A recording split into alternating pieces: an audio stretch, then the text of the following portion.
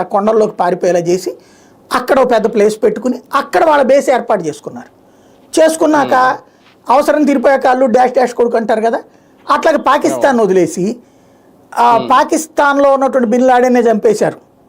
Plus ఆఫ్ఘనిస్తాన్లో వాళ్ళ స్థావరం ఉంది. కానీ ఆఫ్ఘనిస్తాన్లో స్థావరానికి కాస్ట్ ఎక్కువ అవుతుంది. ఎందుకని?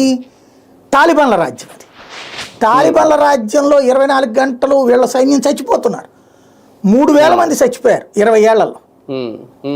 అది అమెరికాకి తలనొప్పిగా మారుతుంది. పద్దాక ఎప్పుడు వచ్చేవాడు దాడి చేస్తాడో తెలియదో 10 మంది లేపాడు. ఇప్పుడు ఎట్లయితే బెలూచోళ్ళు పాకిస్తాన్ వాళ్ళని లేపేస్తుంటారో అట్లాగే 24 గంటలు ఏదో ఒకటి. 24 గంటలు టెన్షనే వాడికి. మామూలుగా బేస్ అంటే కంఫర్ట్ కూర్చోవాలనుకుంటారు సైన్యం. రోజు టెన్షన్గా కూర్చోవాలని 20 ఏళ్ల పాటు ఎవడన్నా అనుకుంటాడా? అందుకని వాడు అక్కడి నుంచి వెనక్కి వెళ్ళిపోయాడు.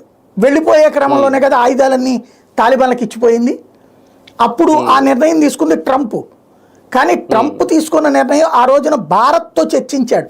2019 ఆ టైంలో భారత్లో బేస్ పెట్టి ఆలోచన చేశాడు.